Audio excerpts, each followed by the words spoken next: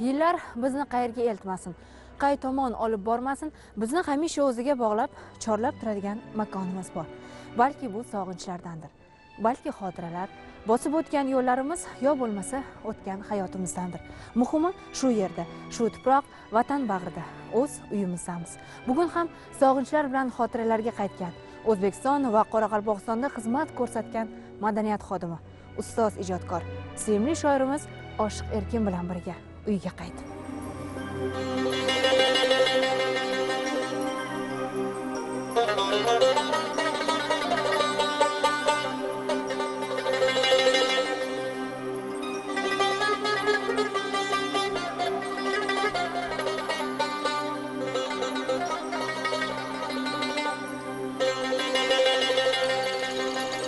Kishmish qo'shib bol beraman yesangiz, yurakimdan joy beraman kelsangiz.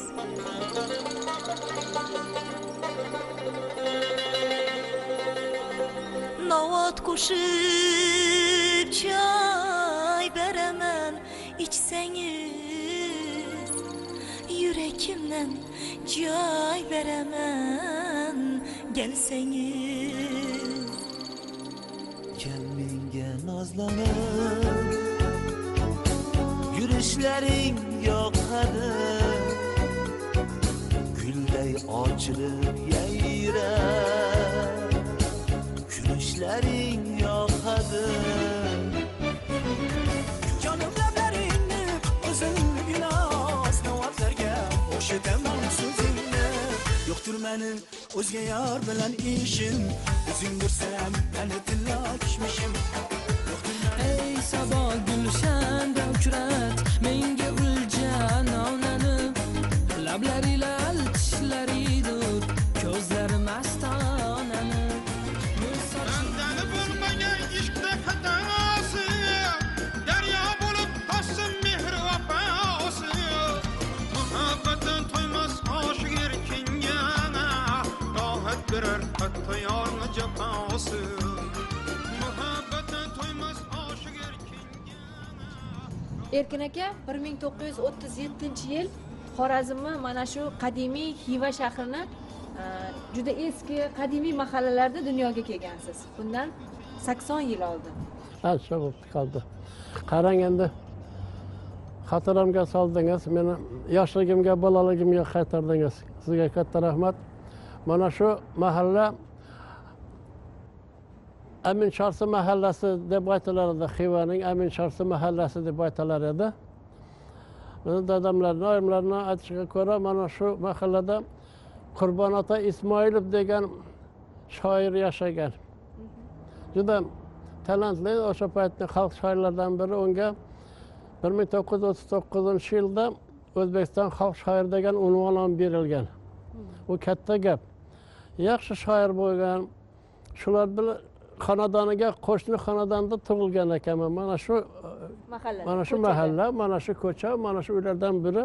Mana shu juda mashhur bo'lgan Xivaning. Endi Ichanqal'a deganimiz naryoqda hali. Ichanqa bu tashqari qal'a bu. Tashqari qal'aning ichidagi mahallalar bular. Tashqari qal'aning katta devorlari bo'lgan, juda u devorlar kindi katta bo'lganki, uning ustida kimdir chiqib aravalar chiqib yurgan. Shunday katta bo'lganda. Muhofaza devorlari-da ular. Muhofaza devorlari bu Ichanqal'dan tashqaridagi mahalla bu. Ana shu mahallalardan biri. Bu paytda endi qancha odam yashagan Xiva shahrida men bilmayman, lekin juda gavjum, juda chiroyli, go'zal shahar bo'lgan. Erkin aka, mahallani ko'chani boshida Pahlavon Mahmud nomida anhor oqib o'tadi dedingiz. Mana shu anhorni hozir qarasam muzlab qolibdi-da. O'sha bolaligingizdagi qishlar ham shunaqa sovuq bo'lganmi? Qishda aytyapman, juda muzlab qattiq qolar edi. Qalin 1 metrgacha muz bo'lishi mumkin edi. 1 metrdan ham ko'proq muz bo'lishi mumkin. To'lib boshladi bu katta shu anhor endi. U bolaligimiz paytimizda bu yoq bilan bu yoqqa suzib o'tamiz, ancha vaqtda suzib o'tgandik falan. Hozir qarasak bir qadamdek bo'lib qolibdi. Kichkinagina qadamchadek bo'lib qolgan. Erkin aka, hozir bu mahalladan ko'chib ketganmiz yoshligimizda dedingiz. masalan shu yoshda ham ko'p kelib turaman mahallamga baribir borib turaman man dedingiz. narigi yashagan uyimni bu yerga kam kelar edim endi. Yashagan uyimni ko'rib o'tar edim faqat. Mana shu yerda yashaganman. Yo'ldan o'tganingizda bir qarab o'tasiz, to'g'rimi? Albatta qarab o'tasiz. Nima degan mana shu qaysi uy edi deb qancha o'tamiz. Mana bu yerda bolalar uyi bor. Xiva bolalar uyi 20-sonlik.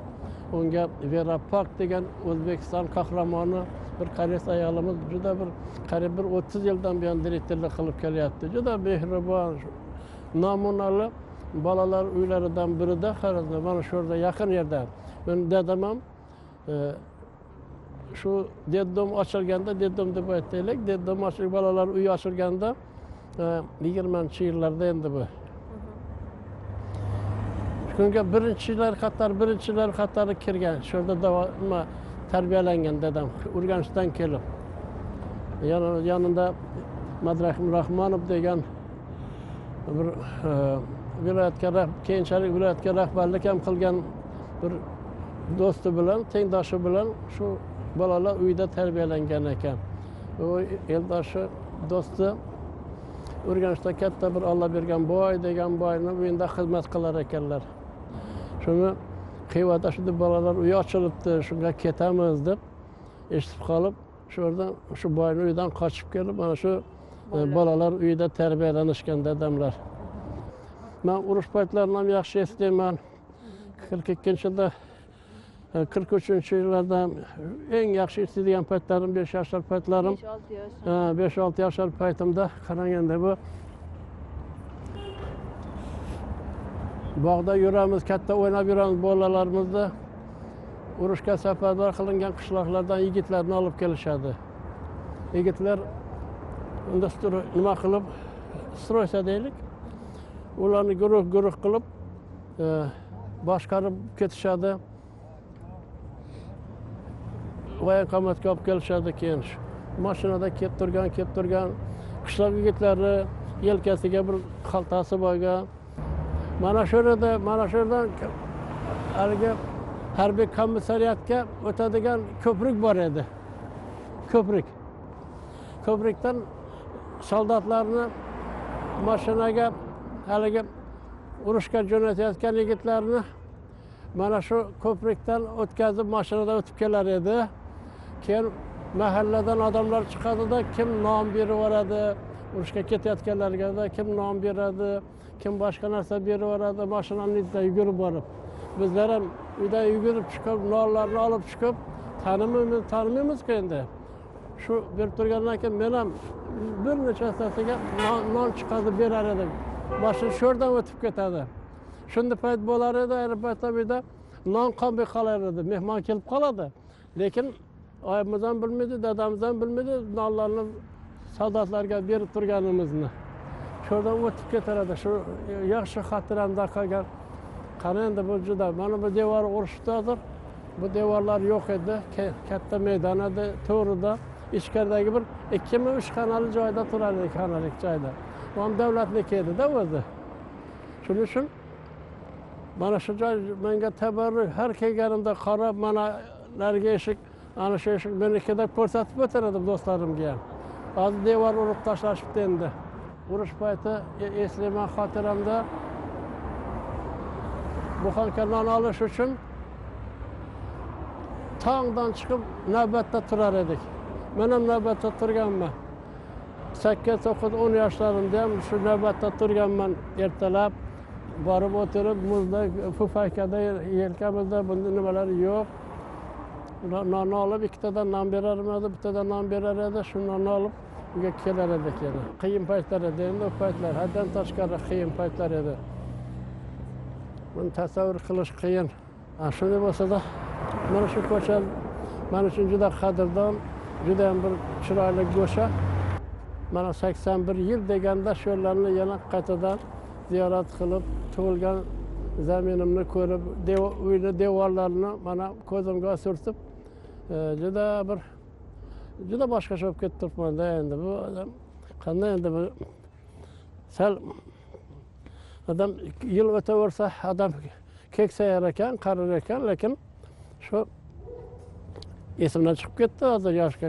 Hozir tem bo'l shu 8-9 yashar paytimdagidek o'zimni his qilib mana o'ynab yurgan yerlari suvga cho'milib yurar edik.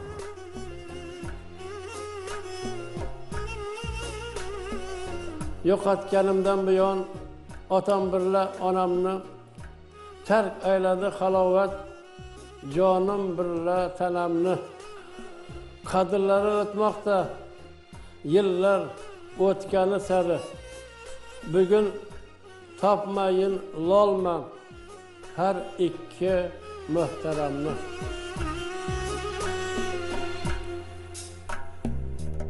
Qiblagohim qolib didor qiyomatga, keldim yana qoshingizga ziyoratga. Keldim aziz ruhingizni yod etgani, tizlar cho'kib poyingizga ibodatga. O'rtanib g'amlarga bota jonim, o'rtanib g'amlarga bota jonim. Qabringiz quchmoqqa keldim otajonim, qabringiz quchmoqqa keldim otajonim. Mana bir nima bo'lib qolibdi, juda bir ko'rimsiz bo'lib qolgan. Endi bu yerda odam yashamasa kerak. Mana shu eshik ochiq turibdi. Shu eshik shu qadimdan turib turgan eshik shu. Bu yoqda devorlar yo'q edi, bu yoq ochiq edi hammasi. Bularga ketib ketgan. Bu devor yo'q edi ular. Ana shu xonadonda yashar edik. Naryoqda rashok degan nimasi bo'lar edi, pillaxonasi bo'lar edi. Naryoqda ko'chasi bo'ladi. Naryoqda ko'cha tomonga oyna qarab turgan, oynadan qarab o'tirar edik. Yosh bolamiz shu yerda. Mana men ham Olmaxonning o'rtog'i bo'lgan meni ukam Ruslan ham shu yerda tug'ilgan, Gulchehra singlim shu yerda tug'ilgan, Arslon degan ukam shu yerda tug'ilgan. Shu xonada shu yerda tug'ilib, shu yerda kamol topganmiz. 48-yilgacha mana shu uyda yashaganmiz bizlar. Shu davrlarda ham mana shu yerda yashagansiz-a? Bo'ldi, mana shu yashagan joylarim shu mana, kamol topgan, o'sgan yerim shu mana. Yaxshi bo'ldi bu nima qilganimiz. Qarang endi bu ko'zga to'tiya qiladiganda bu ishlar yo'q, lekin bu yoqni ko'zimga surtishim kerak edi-da, eshiklarga kirib. Tinch bo'lsin mendan ruhingiz, baxt kulgan davronimda hurmataman. Qiblagohim qolib didor qiyomatga. Qaysidir bir mahramlarning, xonning mahramlaridan bittasining uyi bo'lgan bu. Tarixda 20-yillardan oldin shuni uyi bo'lgan. Keyin shu yerda kelgan. Endi bu nimani davlatning uyi qilib olishganda, davlatning uyi hisobida yashaganmiz bu yerda. Dadamiz shu yerda xizmatda bo'lgani uchun, ichki ishlar xizmatida bo'lgani uchun shu yerda yashaganmiz. Hali mana qadim devorlarimiz.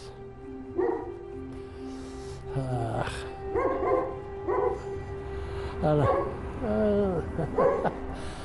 Ko'zga tavarik qilsa arziydigan joylarda juda to'lqinlanib ketib turibman endi. Yoshligim qanday yaxshi yillarda kechganman, yoshligim juda. Xiva juda bir mashhur qadimiy shahar-ku endi bu. Xivada tug'ilishning o'zi ham baxt. Xivada tug'ilishning o'zi saodat. Ana Rustamboy degan bir tadbirkor bu yerda uylar qurib olib, mana bu yoqlarni ham remont qilmoqchimiz deb va'da qilib turibdi. Haqiqatda rejalarda bo'lsa kerak, hali bu joylarni saqlasa bo'ladi hali. Demak, sizning qo'lingizda bu, Rustamboy. Mana shu yerda chiroyli qilib qaytadan o'zingizni mehmon qilamiz, xudo xolasa. Mana shu yerda o'tiradigan bo'lalim. Mendan ne yordam keraksa, men ham qilishim. Yordam kerak bo'lsa. O'zingiz kelib bir piyola choy ichsangiz biza xursand. Xudo xolasa shu yerga kelib, ichkarida o'tirib, qani avvalgi nimasi bor edi-ku, mana bu yerdan kiradigan ayvoncha bor edi, bilasiz axir. Endi bu yerda shundan kiradi axir. Buni yaxshi qilib olibsiz. Omadingiz bo'lsin, to'ylar bo'lsin.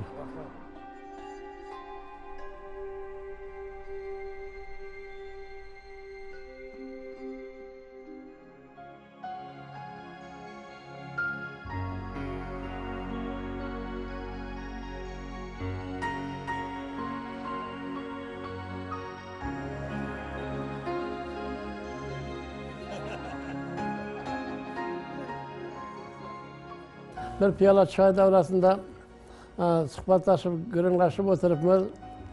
Mana shunda bir-birimizni maqtab o'tiribmiz. O'z shaxsiyati, asarlarini uyg'unlashtirib, barchaga ibrat ko'rsatish hamma ijodkorga ham nasib etmaydi. Ammo Oshiq Erkin o'z shaxsiyati, asarlari bilan ana shu yuksak maqomga erishgan ijodkorlardan biri. Ijodidagi milliy va umuminsoniy yuksak g'oyalarni kuylaganligi bilan ana shunday yuksak ehtiromga sazovordir. Jurnalist, nosir, shoir va tadqiqotchamdir. Uning yana bir xizmati bor. Oshiq degan atamani ma'no doirasini kengaytirdi. Oshiq Erkin o'zi sezadimi yo'qmi bilmadim. Buni oshiqligi vatanga, xalqqa mehr, sadoqat ma'nosini ham qo'shib, shu tushuncha doirasiga yangi bir qo'shimcha ma'no berdi. Oshiq Erkinni olamga tanitgan soha bu she'riyat. 60 yillik do'stimga sihat salomatlik, 60 yillik oshiqlikni dadil davom ettirish, omad, kuch g'ayratga turib erkin ijod qilish baxtini tilayman. Ay yaşa, rahmat. Rahmat. Erkin akam bilan shundan bir yo'ldosh bo'lib qoldik, yo'lda keladigan bo'ldik, Toshkentga mashinada. Yo'lda borganimizda u yerda qumning ichidan o'tish kerak ekan. Qumning ichidan o'tib qolganda bitta odam to'xtatib qoldi. Postdan to'xtab o'tasiz-ku.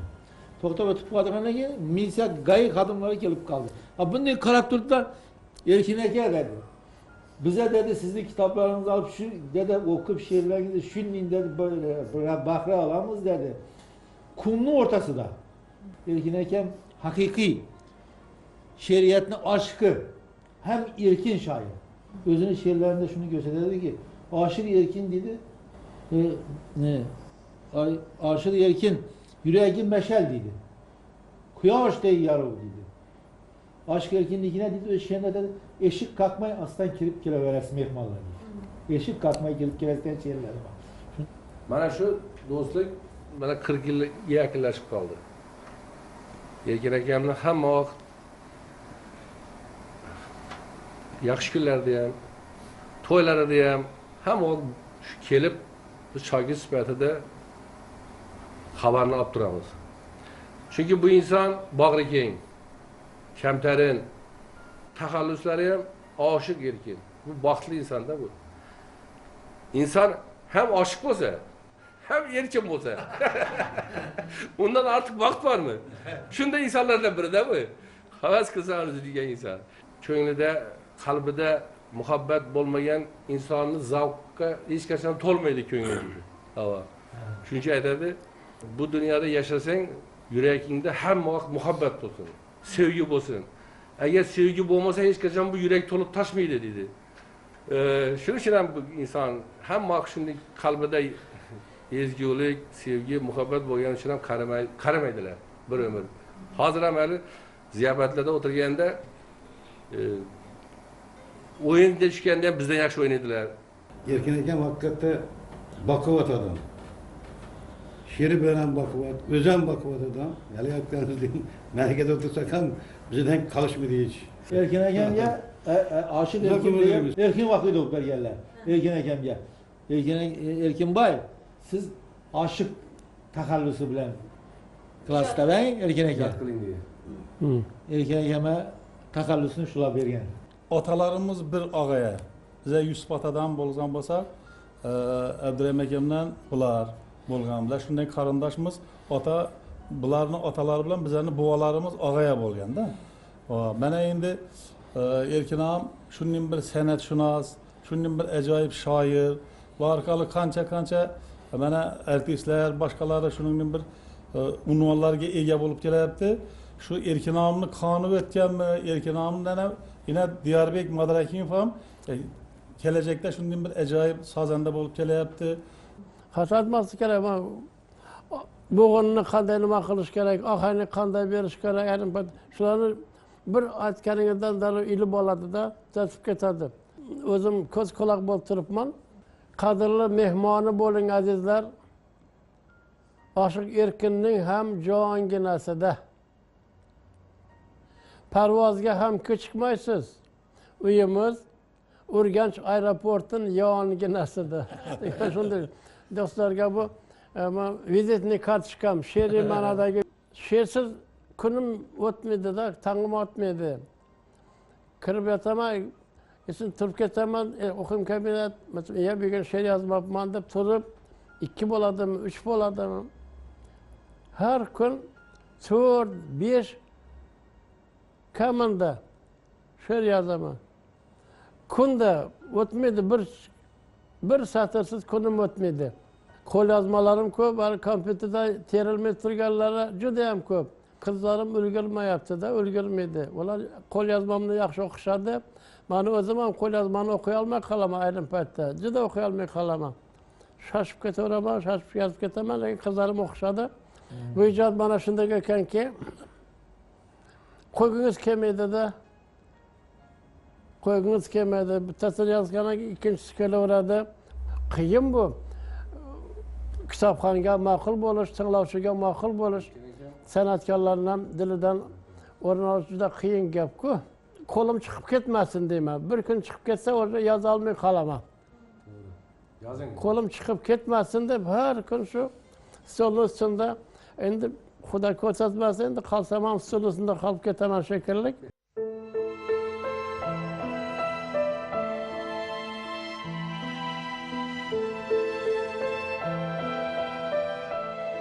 Men o'qigan maktablardan biri. Men 4 ta maktabda o'qiganman. Xiva shahrida bitta maktabda, keyin G'azavot degan qishloqda, Qo'shko'pir tumanida, Turkmanistonning chegarasidagi bir qishloq, o'ta uzoq qishloqlarimizdan biri. Shu yerda o'qiganman 5-6 yil. Keyin Qo'shko'pir tuman markazida bir Berunu degan maktab bor. Bu maktabda o'qiganman. Mana shu maktabda men 10-sinfni tugallaganman, qo'limga yetuklik attestat olganman. Mana shu yerdan keyin katta hayotga yo'llanma olib kirib ketganman. Mana shu maktab marhamat. Men o'qigan maktabga marhamat.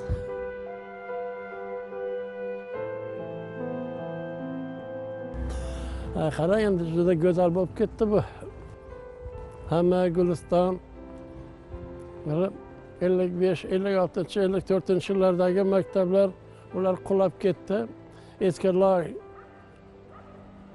devorlardan qurilgan maktablar edi-da ular.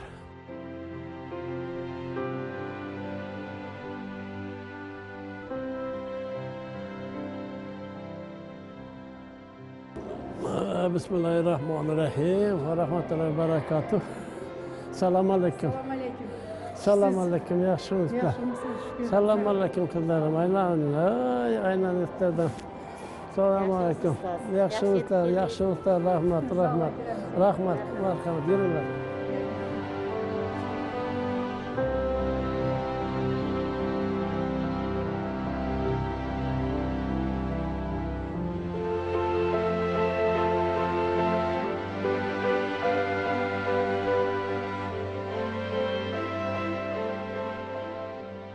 Juda ajoyib tadbirlar bo'lar edi. Ra'no opa degan ustozimiz menga she'r yozdirar edi. Muhabbat haqida she'r yozdirar edi. Mana hozir mana shu zalda yana o'quvchilarimiz sizni Erkin aka 80 yoshingizni inshaalloh bir kichkina bir tadbir ham tayyorlashib o'tiribdi. Rahmat. Kel. Kelinglar. Assalomu alaykum, assalomu alaykum, assalomu alaykum.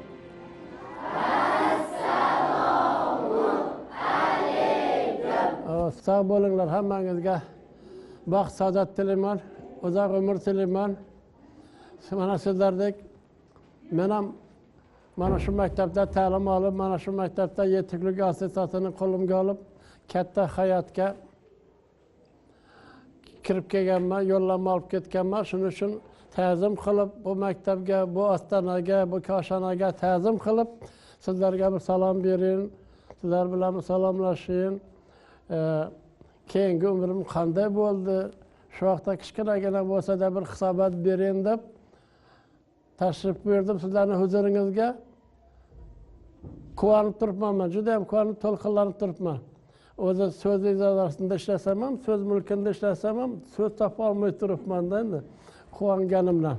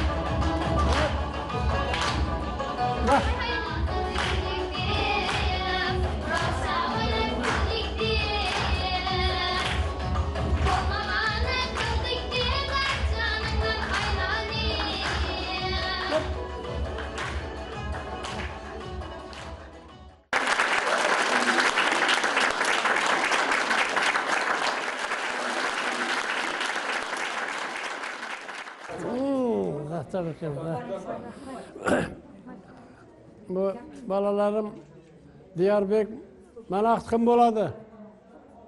Hani yana bir buvasi, men ikki buva shu san'atga ixlos qo'yib, mana chiroyli qo'shiqlarni aytib beradi sizlarga. Yana bir vaqt bo'lsa aytib beradi.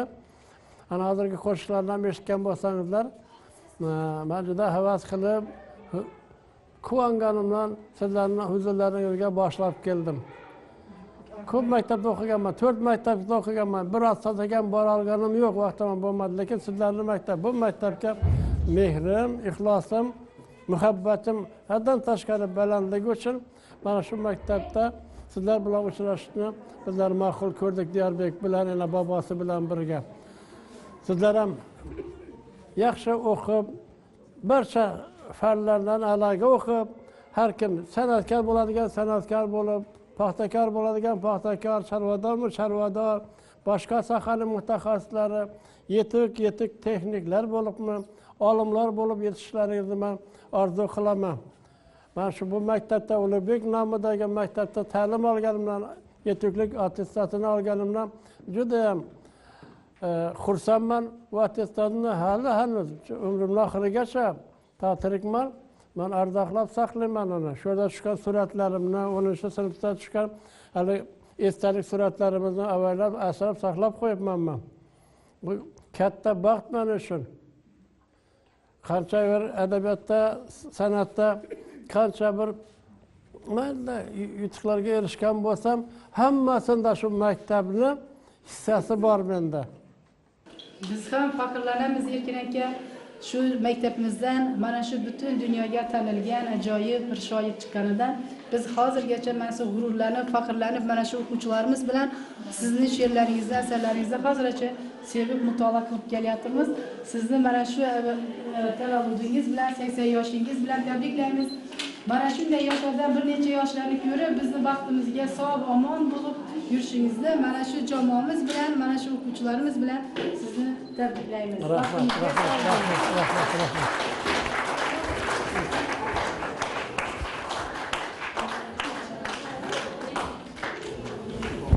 Rahmat. Sizlarga ta'zim qilaman. Sizlarga ta'zim qilaman. Hammangizga ta'zim qilaman. Barchangizni shu yetuk elimizning suyukli farzandlari bo'lishlaringizni, ustozlaringizni hurmat qilishlaringizni, ustozlaringizni e'zozlashlaringizni orzu qilamanman. Dadamizni ish faoliyati tufayli 3-4 yerda 4 ta maktabda o'qishga muvaffaq bo'ldim desam ham bo'ladi. 4 ta maktabda shu yurib ta'lim oldim desam ham bo'ladi. Hozir Tongyo'lduz deb ataladi u gazetada rus tilida degan bir maqolam chiqqan. Shu G'azovatdagi maktabda rus tilini o'rganayotganimizga bag'ishlab yozilgan maqolam edi. Esimda qolgani shundan buyon mana matbuotdaman. Juda ko'p ustozlardan ta'lim oldim. Barchasidan minnatdorman. Xivada o'qigan ustozlarimdan estiman, G'azovatda menga dars bergan ustozlarimdan, sinfdoshlarimdan estiman. Faol o'qir edim. Men ximiyani yaxshi, hozir ximiyani bilmayman. Lekin maktabda o'qib yurgan paytimda ximiyani juda ham yaxshi bilar edim. Boshqa fanlarni ham a'loga o'qir edim, ammo attestatimda hamma baholarim a'lo. Shu ximiya o'qituvchimiz Eshquvatovaga o'qituvchimiz kirganda kirib qol erkin sen o't dedilarda men dars o'tib turaman. 10-sinfdaman, dars o'tib turaman, shunda temani aytadi. O'zi nimani orqasiga o'tib, orqadagi partaga o'tib o'tirib, endi nima desam bo'ladi endi. Choy ham ichib o'tirardi, nonam yeb o'tirardi. Shunday ustozimiz. Lekin men dars berar edim. Yaxshi o'qir edim baqaga. Ham faol gazetalarda faol qatnashar edim. Ustozlar shuning uchun menga she'r ham yozdirishar edi. Ayrim ustozlarimiz Abdullayeva degan ustozimiz bor. Mana hozir ham bir qayta akalar men quvonib yuraman, lekin bir ko'rishim kerak, yaqinda borib deb yuraman. Matematika ustozimiz, muallimi mana Pushkinning asarlarini o'zbek tiliga kimdir tarjima qilgan ekan, shularni maqtab, tarjima qilsangizlar ham bo'ladi deb, she'r yozsangizlar ham bo'ladi deb maqtab, shu she'riyatga keyin mehr qo'yganman. Adabiyotga kirib keldim. Birinchi she'rim vatan haqidagi she'r edi. Sizda bormi? Vatan haqida she'r shu ona vatan, jon vatan senga qurbon, jon o'tan degan shunday bir hozir o'yinchoqqa o'xshagan she'rlarga endi maktab devoriga asosida yozib qo'yishadi. Tanaffus payti yugurib kelib, hammadan oldin kelib devoriga asarni oldinda o'zimni she'rimni o'zim o'qib turardim, havas qilib. Shu adabiyotga bo'lgan mehrim shakllandi. Keyin boshqa nimaga ixlos qo'yganim yo'q.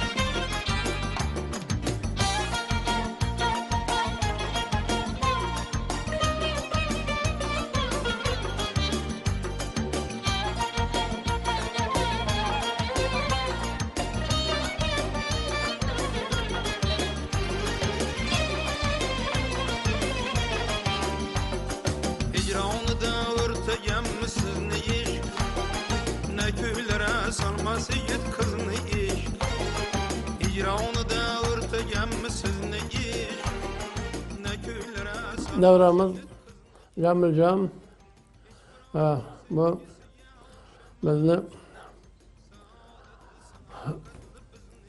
urug'imizning bir qismi ham mana yanimda hech qachon qaritmayman deb yurgan.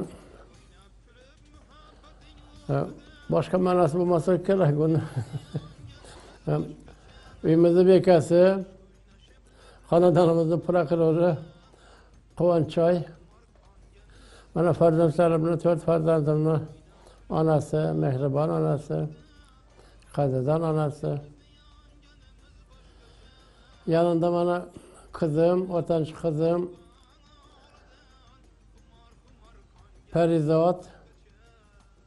Parizod u aloqa xodimi. Shu dillarni bir-biriga telefon orqali bog'lab yuradigan qizimiz Shamskamal qizim. Ba'zi tadbirkorlikka yon bosib ketyapti o'zi. Farmatsevtika sohasini bitkazgan. Yanında bizi kenjatoyimiz Humoyunbek hozir kompyuter texnologiyalari kolleji, o'sha kollejning birinchi kurs talabasi. Til o'rganishga havasi yaxshi. Internet orqali koreys tilini o'rganib oldi. Katta o'g'limiz Xurshidbek ingliz tili bo'yicha mutaxassis. Xorazm davlat pedagogika institutini tugallardi. Mana bir necha yildan buyon Urganchdagi shahardagi bir qurilish kolleji bor. O'sha kollejda muallimlik qilib, ustozlik qilib, yosh yigit qizlarga ta'lim berib kelyapti. Humoyunga shu san'atni o'rgatmoqchi bo'ldik. U nima qilmadi, tortmadi, hech ko'ngli bo'lmadi shekilli. Endi umid qilib o'tiribmiz, Xudo xolasa Diyorbek yaxshi san'atkor bo'lib yetishadi. Hozir 12 yoshida, endi 12 yosh to'latmadi hali. Shunda bo'lsa-da respublika miqyosida o'zini tengdoshlari qatori o'tkazilgan bir necha nomdagi ko'rik tanlovlarning g'olibi bo'ldi. Shoirga, erkak shoirga ayol bo'lish, turmush o'rtog'i bo'lish juda ham qiyin. Agar ayol shoira bo'lsa, ijodkor bo'lsa, uni turmush o'rtog'i boshqa kasbni kishisi bo'lsa, unga ham juda qiyin bo'ladi. Ijod juda bir osudalikni, xotirjamlikni, tinchlikni, osoyishtalikni talab qiladigan shunday bir kasb-kor bu. Erkin akamiz, rahmatlik Erkin Vahidov ustozimiz, qani men dedi, shuni istar edim dedi, ayolim dedi. Hamma ayollar ijodkorlar haqida aytadi, ijodkorlarning ayollari haqida aytadi. Sekin oyog'ini uchidan kelib, bir piyola choyni qo'yib, yanida bir chaqmoq qandni qo'yib, sekingina chiqib ketsa degan gapni aytgan edi. Shuda u ijodda xayol bilan o'tirasiz. Shu xayoldasizki, boshqa yoqqa chiqa olmaysiz. Sizning xayolingizda hech kim yo'q. Umuman dunyodan bexabarsiz. Shu nima yozmoqchi bo'lsangiz, ana shu mavzu atrofida o'ylanib o'tirish kerak. Shu mavzudan chiqmasdan shu o'ylab o'tirgan fikrlaringizni qog'ozga tushirishingiz kerak. Bu qog'ozga tushmasa bo'lmaydi. U ijod ayolni roli, oilani roli agar oiladagilar sizni tushunmasa, birasi tushunmasa, u juda qiyin u ijodkor uchun. Haqiqatda qiyin kechadi uning uchun. Ammo meni odatim o'tiraman, sal bir bo'ladimi, 2 bo'lib ketadimi, 3 bo'lib ketadimi? Shu qalam bilan, shu qog'oz bilan nima qilib o'tiribsiz, qo'ying bu ishingizni demaydi. Agar qo'ying bu ishingizni, kimga kerak bu bosh og'rig'i desa, o'sha tamom bo'lishi mumkin. Boshqa ijodkor ham tamom bo'ladi. Qo'ying bu ishingizni, yig'ishtiring bu ishingizni desa, ijoddan har kim mablag' kirmaydi sizga. Bu tomoni.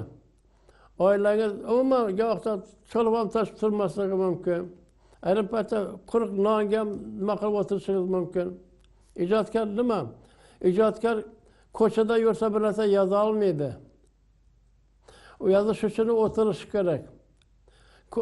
Ko'chada yurgan taqdirda ham o'zini xayoli bilan yuradi, bir narsani pishirib kelib uyda qog'ozga tushiradi uni. Kitobga mehr qo'ygan odam albatta kitobni o'qiydi. Kitob eng u qadim bobolarimiz ham aytgan, Navoiy ham aytgan, eng bebaho, eng sodiq do'st. Ezgu niyatlarni qog'ozga tushirib bersa, bu birinchi navbatda shu oilaning katta yordami ijodkorga oilaning katta roli bo'ladi deb o'ylayman. Oila, ana shunday oila, ahil oila bo'lsa, u xonadonda agar ijodkor yaxshi ijod qilishi mumkin, bemalol, yayrab, juda nima deymiz, osoyishta, maza qilib ijod qilishi mumkin. Ijodkor shaxsni oilasida tug'ilish, farzandi bo'lish bir yuksak bir burch ato etadi. Bir faxr tuyg'usi bo'ladi. Otamiz bilan juda faxrlanamiz hammamiz. Sababi shunaqa bir adabiy muhitda katta bo'lgandek his qilamiz o'zimizni. Endi boshqa oilalar bilmadim-u, lekin bizani oilada yoshligimizdan shu kitob, hamma joyda kitob ko'raverib, kitobga oshno bo'lib, o'zimizga ham shu narsa bir nima deymiz, singib ketdi. Bunda kitobni hidi, o'sha narsalar bizga endi yod bo'lmay qoldi. Bu narsa albatta oilamizda shu ijodkor shaxsning bo'lganidan, shu shaxsning farzandi bo'lganimizdan faxrlanamiz. Endi biz o'zlarimiz, ukalarim, akalarim bu ijod sohasini tanlamadik, ammo Xudo xolasa farzandlarimizda niyatimiz bor.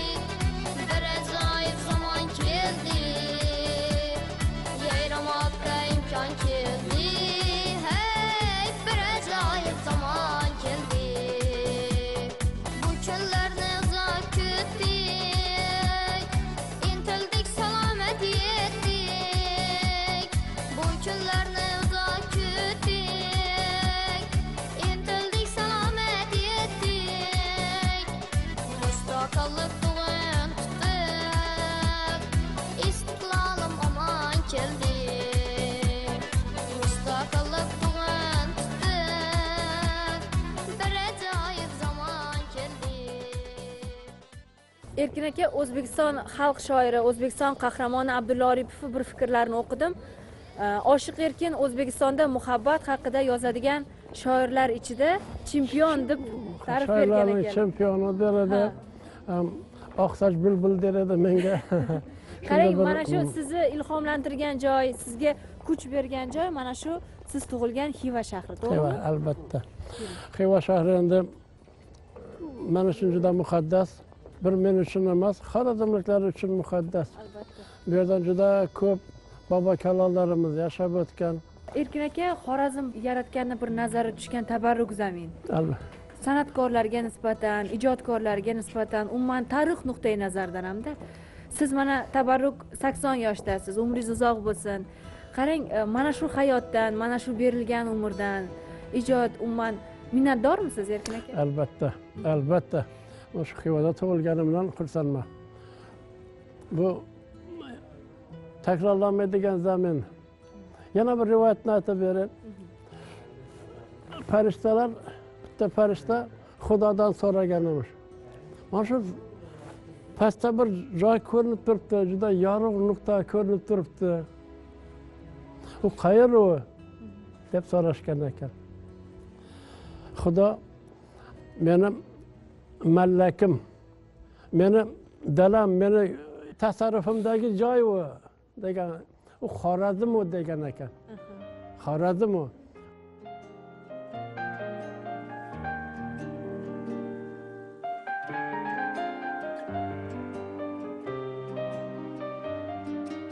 Har kim o'zini kindik qoni to'kilgan tuproqni aziz bilish kerak. Albatta muqaddas bilish kerak. Alloh uni shu zaminda yaratib, uni kindik qoni shu zaminga to'kib turibdimi? U qon zamin bilan qo'shilib, uni burchdor qilib qo'yadi. Shu eliga xizmat qilish uchun, eliga sadoqatli bo'lish uchun. Tug'ilgan elidan, tug'ilgan zaminidan, xonadonidan uzoqda ketib shu vatanning ichida yashab xizmat qilish, bu baribir vaqt shu vatan uchun mehnat qiladi, vatan uchun xizmat qiladi. Farg'onaga ketib yashadim deylik, yoki Samarqandga ketib yashadim deylik, yoki boshqa viloyatlarga. Shu ham meni zaminim, meni vatanim, vatanimning bir katta bir parchasi. Shuda xizmat qilib, agar siz nasibat tortib yana o'zim tug'ilgan uyga qaytib keladigan bo'lsam, yorug' yuz bilan qaytib kelishim kerak. Yorug' chehra bilan qaytib kelishim kerak. Agar sizdan is qolmasa, yaxshi nima qilmasangiz, mehnat qilmasangiz, o'zingizni vatanga bosh qilmasangiz, ko'nglingiz uchun yayrab yurib xonadoningizga kelsangiz, u xonadon ham sizdan rozi bo'lmaydi, shu ostona ham sizdan rozi bo'lmaydi menimcha. Shuning uchun ostonani rozi qilish uchun, uyni rozi qilish uchun, shu uyga yana yorug' yuz bilan qaytib kelish uchun albatta elga, diyorga, xalqqa xizmat qilish kerak.